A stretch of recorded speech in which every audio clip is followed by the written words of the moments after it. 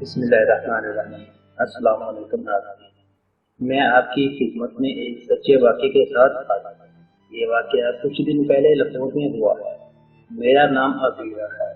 میں لاہور کے ایک فلاحی ادارے میں رہتی ہوں۔ میری فیملی میں ہم دو بہنیں، امی ابو کل 4 افراد تھے۔ میرے ابو خود والی ریڑھی لگاتے تھے۔ ہم لاہور ٹھوکر کے رہنے والے تھے۔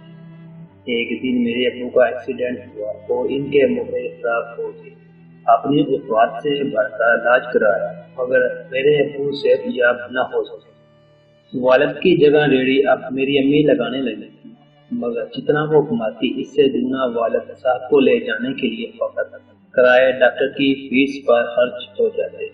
ہم دونوں نے بھی لوگوں کے گھروں میں کام شروع کر دیا۔ والدہ اور میری بہن کام پر چلی جاتی اور میں والد صاحب کی دیکھ بھال کرتی، جبکہ بڑی بہن فارغ ہو کر آ جاتی تو سیکنڈ ٹائم میں لوگوں کے گھروں میں کام کرنے چلی جاتی۔ جیسے تیسے وقت گزر رہا تھا، مگر والد صاحب کا صحیح علاج نہیں ہو پا رہا تھا۔ کسی آدمی نے ایک پرائیویٹ ہسپتال سے آپریشن کروانے کا مشورہ دیا۔ ہم نے اس کی معلومات لی، حساب لگوایا تو پتہ چلا کہ اگر ہمارا گھر بک جائے تو علاج ہو سکتا ہے۔ اگر گھر بکنے کے بعد ٹھیک ہو جاؤں تو بھی ایک نہ ایک دن تو مر ہی جاؤں گا۔ میں کم سے کم یہ بوجھ دل پر لے کر نہیں مرنا چاہتا کہ میں بیٹیوں کے ساتھ سے چھت چھین کر جا رہا ہوں۔ والد صاحب کی بات سن کر میں سسکیاں دینے لگی، جبکہ میری بہن سسکیوں کے ساتھ رونے لگی۔ گھر بیچنے والا ارادہ بدل گیا، مگر کچھ دن بعد میری بہن اس گھر میں کام کرتی تھی۔ اس گھر کے مالک نے میری بہن کی عزت پر حملہ کر دیا۔ میری بہن عزت بچا کر بھاگ نکلی اور اس رات ہمارے گھر سوگ کا سماں تھا۔ جب شام کو لوگوں کے گھروں سے کام کر کے آئے تو والد صاحب سے سب کے آنسو بہہ رہے تھے۔ جب مجھے حقیقت معلوم ہوئی تو میں بھی بہن کو سینے سے لگا کر آنسو بہانے والوں میں شامل ہو گئے۔ اس رات گھر بیچ کر والد صاحب کا علاج کروانے کا اٹل فیصلہ ہوا۔ آخرکار ہم نے گھر بیچ کر ایک سرکاری عمارت جو عرصہ دراز سے بند پڑی تھی میں پناہ لے لی۔ میری بہن اور امی ہسپتال انتظامیہ کے پاس گئی، آپریشن کی فیس، دواؤں کا خرچ، ایڈوانس جمع کروا کر رسید لی اور آپریشن کی تاریخ لے کر آ گئی۔ مقررہ تاریخ کو والد صاحب کو لے کر میں، میری بہن اور ماں ہسپتال پہنچے۔ آپریشن ہوا مگر کامیابی نہ ہوئی۔ کچھ دن ہسپتال میں رہنے کے بعد والد صاحب کو لے کر ہم پھر سے سرکاری عمارت میں آ گئے۔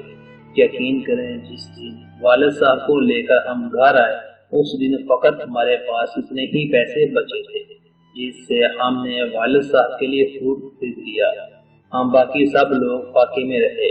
دوسرے دن میری بہن والد صاحب کے پاس رہی، میں اور میری والدہ کام ڈھونڈنے نکلی۔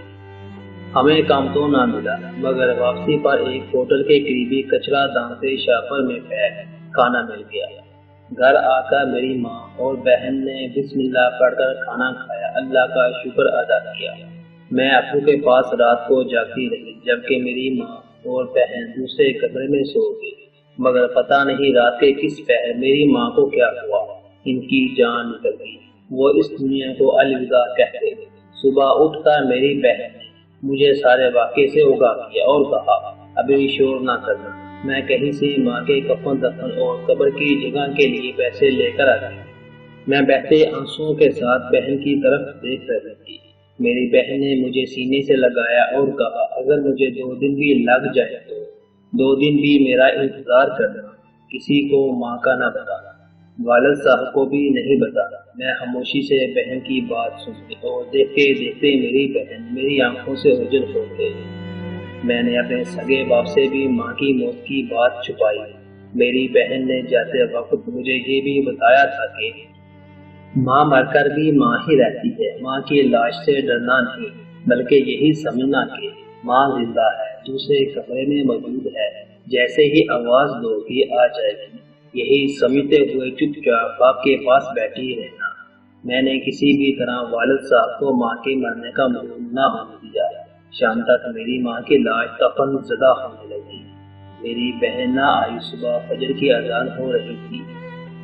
میرے والد صاحب گہری نیند سو رہے تھے جب میری بہن آئی اور مجھے سینے سے لگا لیا۔ میں سسک اٹھی۔ نماز کے بعد ہم دونوں بہنوں نے والد صاحب کو بتایا۔ وہ مرد تھے۔ انہوں نے ہم سے کفن دفن کے پیسوں کا پوچھا تو میری بہن نے بتایا کہ 30,000 روپے ہیں میرے پاس۔ تو میرے والد صاحب نے ہم دونوں بہنوں کو امام مسجد کے گھر بھیجا۔ امام مسجد اور ان کی بیوی جب ہمارے گھر پہنچے تو میری ماں کی لاش سے اٹھنے والے کفن سے ان کو بقائیں آنے لگی۔ خیر امام مسجد نے جنازہ پڑھانے کی حامی بھری، قبر کی جگہ لے کر دی اور امام صاحب کی بیوی نے میری بہن کے ساتھ جا کر کفن خریدا۔ امام صاحب کی بیوی نے کفن پر کچھ آیات لکھی اور کھڑے ہو کر ہمیں بتاتی رہی کہ ایسے غسل دو۔ ہم دونوں بہنوں نے اپنی ماں کو اپنے ہاتھوں سے غسل دیا۔ مسجد میں اذان کے بعد 8-9 آدمی آئے۔ جس دن میری ماں کو مرے تیسرا دن تھا، اس دن میری بہن گھر چھوڑ کر چلے گئی۔ میں نے لاکھ منتیں کی لیکن اس نے کہا وہ مجبور ہے، اور جاتے ہوئے مجھے سینے سے لگا کر فقط اتنا کہا کہ میری لاڈلی بہن اللہ تجھے اپنے حفظ و ایمان میں رکھے۔ اگر والد صاحب کا انتقال ہو جائے تو والد صاحب کا کفن کمانے کے لیے درندوں کی اس دنیا میں نہ نکلنا، بلکہ ہو سکے تو گھسیٹ کا کسی چوراہے پر لاش رکھ دینا، کوئی خدا کا بندہ ترس کھا کر دفنا دے گا۔